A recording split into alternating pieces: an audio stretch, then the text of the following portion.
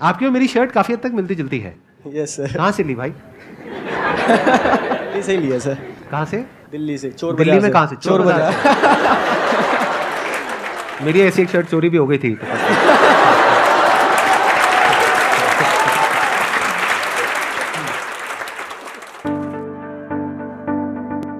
आज तक यहाँ पर जितने भी गेस्ट आए हैं उसमें से सबसे छोटी एज इनकी है। जो अभी ये गेस्ट आने वाले हैं वो सिर्फ 19 साल के हैं और उनके YouTube पर 3 मिलियन से ज्यादा सब्सक्राइबर्स हैं और करोड़ों व्यूज हैं। तो please give an energetic and warm welcome to the one and only Deepak Dahiya.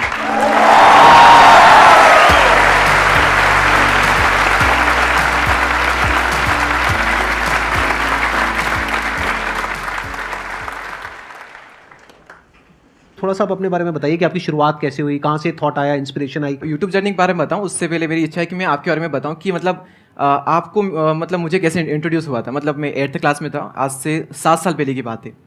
8th class में हम कुछ फ्रेंड्स वगैरह स्पोकन इंग्लिश क्लासेस जाते थे, तो वहाँ पर एक सर थे हमारे, तो उन्होंने एक बार कहा कि आज ना सेमिनार दिखाएंगे आपको। तो किसका सेमिनार है? कि संदीप माहेश्वरी का। तो हमने पूछा ये कौन है?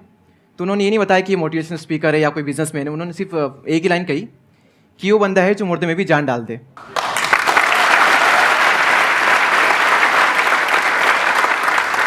फिर मेरा ऐसा था कि मतलब लाइफ में क्लियर नहीं था कि करना क्या है, मैं क्या करूँ। मतलब करना बहुत कुछ है, सर ने आग लगा दी अंदर की, पर ये समझ नहीं आ रहा करूँ क्या मैं। तो रैंडमली फिर ये माइंड में आ ही गया कि मतलब अभी मैं क्या कर सकता हूँ। ये मेरा क्वेश्चन था कि अभी मैं क्या कर सकता हूँ, बात की छोड़ो। तो अभी एक ऑप्शन था कि हाँ मैं ये कर सकता हूँ यूट्यूब। तो फिर वो मैंने स्टार्ट किया। और तब आपकी एज सिर्फ 16 साल थी? 16 साल थी।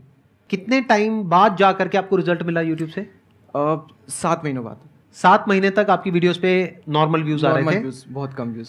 जो ज़्यादा वायरल हुई थी वीडियो, जिसकी वजह से मेरे काफ़ी सब्सक्राइबर्स गेन हुए, काफ़ी व्यूज़ आए चैनल पर, काफ़ी ऑडियंस आई, तो वो अराउंड 9 महीने बाद चैनल ग्रो हुआ था, आप ये मान सकते हो। उसमें कुछ गलती हो गई थी मेरे से, मेरे को डालना कुछ छोड़ता हूँ, डाल कुछ छोड़ दिया था, वो वीडियो वायरल हो गई और आज उस वीडियो पे 26 मिलियन व्यूज़ है। सॉरी।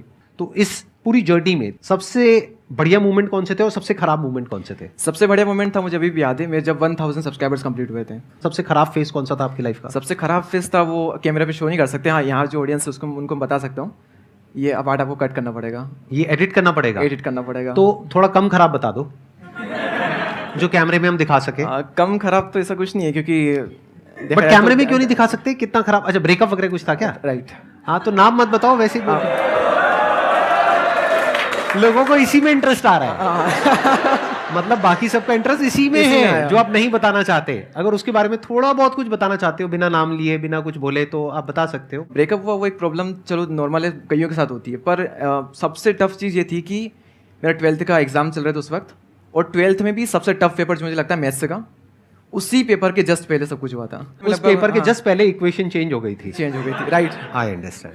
टेक्निकल जोक था, हर एक को समझ नहीं आया होगा। मेरा क्वेश्चन ये है कि ज़्यादातर मोटिवेशनल वीडियोस हम देखते हैं, लेकिन शॉर्ट टर्म का मोटिवेशन मिलता है, लॉन्ग टाइम तक मोटिवेटेड कैसे रह सकते हैं? हर वक्त हर कोई मोटिवेट नहीं रह सकता, वो चाहे मैं हूँ या फिर सर हो, हर वक्त तो एनर्जी हाई रह ही नहीं सकती। बात रही, कई लोगों का मानना है कि मोटिवेशन वीडियो देखने से कुछ नहीं होता, शॉर्ट टर्म में सिर्फ एनर्जी रहती है। माना कि शॉर्ट टर्म में हम मोटिवेट हो जाते हैं, फिर वापस से नॉर्मल स्टेट में आ जाते हैं, लेकिन उनमें जो बातें बताई जाती है ना, वो हमारे साथ जिंदगी भर ये रहती है। भले वो जो फीलिंग है, एनर्जी है, वो टेम्पररी है, लेकिन जो बातें बताई जाती है, जो लाइन्स होती है, वो परमानेंट होती है। तो आपको वहाँ पर फोकस करना चाहिए। मोटिवेशन क्या होता है? एक होता है मोटिवेशन कि मैं यहाँ पर स्टेज पे खड़ा हो जाऊँ, या अपनी कोई वीडियो मेरी आप देख रहे हो जहाँ पे मैं पूरी एनर्जी के साथ आपको कुछ बोल रहा हूँ, आपको गूज़बम्स आ रहे हैं, रोंगटे खड़े हो गए हैं, जोश आ गया है, ये हो गया, उसको आप मोटिवेशन बोल सकते हो। अगर मेरी 500 वीडियोस मैंने आज तक अपलोड करी है, उसमें से ऐसी कितनी है जो कि रोंगटे खड़े कर देने वाली है, और कितनी ऐसी है जो अंडरस्टैंडिंग के बारे में बात करती है? मैक्सिमम 10%। बाकी की 90% कौन सी है? Understanding about life, about mind, about everything in life. क्योंकि अगर आप मोटिवेशन की बात करोगे, yes motivation is temporary, but जब मोटिवेशन काम आता है तो वही काम आता है। जैसे इनका अपना मोटिवेशनल वीडियोस का चैनल है, आई थिंक आपकी 90% जो वीडियोस हैं वो मोटिवेशनल है, राइट? तो जब मोटिवेशन की आपको जरूरत है तो मोटिवेशनल वीडियोस ही काम आएंगी ना। जैसे डेली हम कुछ खाते हैं तो वहां से एनर्जी मिलती है, फिर हम काम करते हैं। तो ऐसे ही मोटिवेशन है। मोटिवेशन कहो या कुछ पॉजिटिव थिंकिंग कहो, डेली आपको कुछ मिलता है तो उससे एनर्जी मिलती है, फिर आप अपने काम पे फोकस करते हो। वो मोटिवेशनल सॉन्ग भी हो सकता है, मोटिवेशनल वीडियोस भी हो सकती हैं, तो वो हो गया शॉर्ट टर्म। लेकिन बहुत सारी ऐसी बातें होती हैं जिसको अगर आप समझ लेते हो तो उसके बाद में वो जो अंडरस्टैंडिंग है वो हमेशा के लिए रहती है। देखो मैं एग्जांपल देता हूं क्या है। मैं आपको बोलता हूं आप सब कुछ कर सकते हो, दुनिया की कोई ताकत आपको करने से रोक नहीं सकती, आगे बढ़ो, छोड़ दो सबको, ये वो व्हाटएवर। ये क्या है? मोटिवेशन है। अब मैं आपको कह रहा हूं कि ये जो माइंड है ना हमारा, ये रेस्टलेस है, तो ये क्वेश्चन मत पूछो कि माइंड को पीसफुल कैसे रखा जाए। ये पूछो कि अगर माइंड रेस्टलेस भी है तब भी हम कैसे अपने गोल पे फोकस रहे। ये क्या है?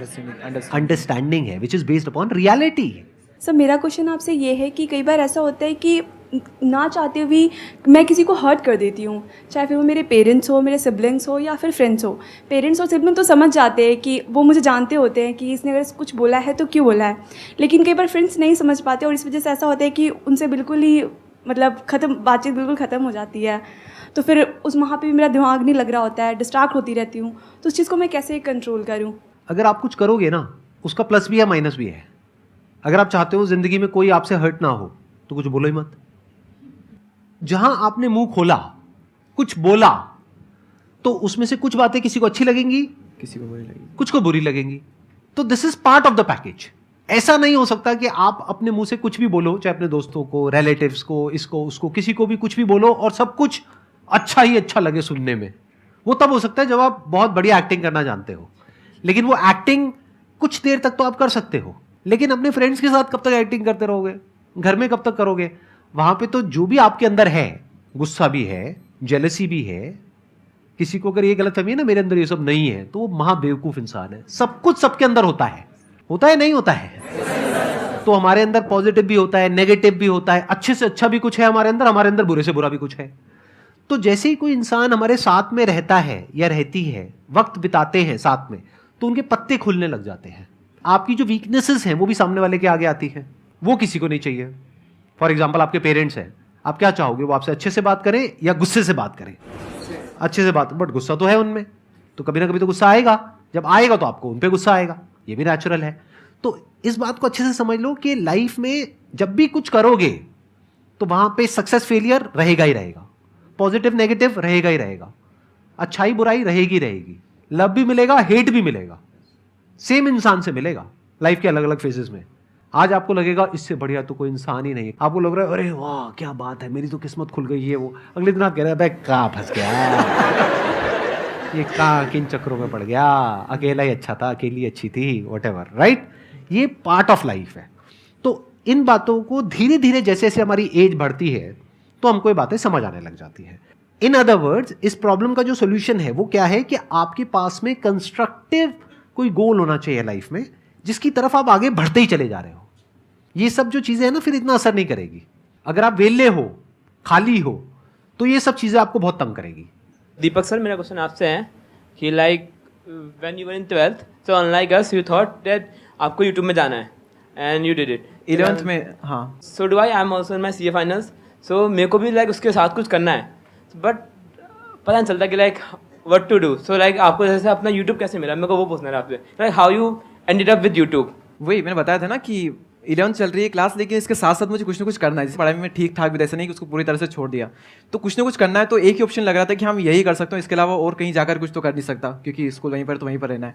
तो वही ऑप्शन था, कुछ ना कुछ करना था। कुछ करने की जो आग होती है ना अंदर, वही आपसे कुछ ना कुछ करवा ही लेगी और अंदर से निकल के आएगा एक न दिन कि हाँ मुझे ये करना है। अभी पता नहीं होता हमें कि क्या करूँ, लेकिन जब होता है ना अंदर से, तो कुछ ना कुछ कहीं ना कहीं से ऐसा निकल करके आएगा, फाइनल मिलेगा कि हाँ मैं इसके लिए बनाऊँ, ऐसा होगा। सर हमारा ये क्वेश्चन है कि कई बारी हम न्यूट्रल नहीं रह सकते लाइफ में, कि हमें कोई सिचुएशन संभालनी है, लेकिन हम कितनी कोशिश कर लें वो उल्टी ही होती जा रही है, मतलब छूटता ही जा रहा है कुछ ना कुछ, और वो हमारे जो आसपास सराउंडिंग है, हमारे लोग हैं, उनको अफेक्ट कर रही है और हम कुछ भी नहीं कर पा रहे उसमें। सर हम क्या करें उस वक्त? कई बार कुछ ना करना ही सॉल्यूशन होता है। टाइम के साथ साथ वो चीज़ अपने आप हील हो जाती है। जैसे फॉर एग्जांपल आपके यहाँ पे मान लो कोई चोट लग गई, अब आपको खुजली हो रही है, उसको खुजाओगे तो क्या होगा? जख्म और गहरा हो जाएगा। तो अब सोल्यूशन क्या है? कुछ करना या कुछ ना करना? कुछ ना करना। कुछ सिचुएशंस ऐसी होती है जब आपको समझ आ जाता है कि करने से वो सिचुएशन और बिगड़ेगी, यानी खुजली हो रही है, जितना खुजाओगे और जख्म गहरा होता जाएगा और वो और टाइम लेगा।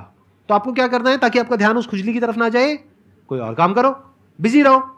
खाली बैठे रहोगे तो सारा दिमाग में वही चलता रहेगा, दर्द हो रहा है जी, ये हो रहा है जी, वो हो रहा है जी। अरे हो रहा है तो हो रहा है, पार्ट ऑफ लाइफ है। सर मेरे एक बेसिक क्वेश्चन में आपके दोनों के लर्निंग फेज सीखना चाहता हूँ, चीज़ कि ये जो थॉट होता है, जो मन होता है, वो पहली बार जब कोई विचार हमारे मन में आता है, फिर क्या होता है कि हम उसमें उलझते चले जाते हैं। फिर ये हमें काफ़ी टाइम के बाद रियलाइज़ होता है कि हम काफ़ी टाइम से अपना दे चुके हैं, लेकिन वो गलतियाँ पता नहीं चलती है। सर इससे कैसे बचा जाए कि पहला थॉट क्या था, वो जहाँ से हमने स्टार्ट किया था, और 1 घंटे 2 घंटे बाद जहाँ पे हमने अपना थॉट खत्म किया, पता नहीं चलता है कि हमने लगभग 2 घंटे का समय अपने सोचने में निकाल दिया है। सर उससे कैसे बचा जाए, जो बहुत ज़्यादा टाइम इसमें हमारा चला जाता है। तो ये थॉट है फालतू या फिर कुछ काम का थॉट है? नहीं, काम का। पहला थॉट आया कि जैसे क्रिएटिविटी लेके कि हाँ मुझे ये काम करना है, हाँ। वो मैंने सोचा। फिर उसके बाद उसी थॉट में जैसे चेन बनती चली जाती है, उसके बाद ये, उसके बाद ये, उसके बाद इसके बाद ये, 3 से 4 घंटे इसमें निकल जाते हैं। या कभी कभी सोचते रहते, पता नहीं चलता कि हमने स्टार्टिंग कहाँ से की थी सोचने तो की। ये तो सही है ना, अगर सही के बारे में सोच रहे हैं तो और सोचो, कुछ नया मिलेगा। अगर कुछ भी इन्वेंशन होता है तो ऐसे ही तो होता है, सोच करके ही होता है, और थिंकिंग से ही होता है। नेगेटिव थिंकिंग बुरी है और थिंकिंग बुरी नहीं है।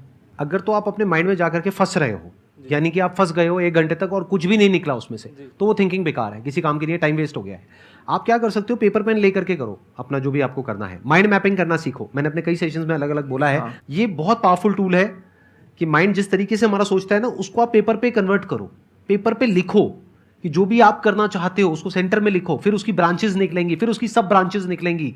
जिस तरह से हमारा माइंड चलता है, तो वो जो माइंड मैप है वो आपके माइंड में छप जाएगा, तो आपका माइंड भी एक ऑर्गेनाइज तरीके से सोचना शुरू कर देगा। अभी हमारे माइंड में डिसऑर्डर है, अगर आप ऑर्डर लाना चाहते हो तो माइंड को ट्रेन करना पड़ेगा। ट्रेनिंग का जो एक टूल है जो मुझे आज तक लाइफ में सबसे बढ़िया लगा है, दैट इज माइंड मैपिंग। मतलब अपने माइंड को एक क्लियर गोल देना पड़ेगा, ये गोल है जिसे तुझे अचीव करना है, मुझे नहीं पता ये कैसे होगा, माइंड तू बता ये कैसे होगा। तो अपनी ब्रेन के ऊपर आपने छोड़ दिया सवाल पूछ करके, तो ब्रेन उसके रास्ते निकालेगा, आपको अपने आप उस डायरेक्शन में भगाएगा। And that ideally has to be one pointed अगर आपको सक्सेस चाहिए तो।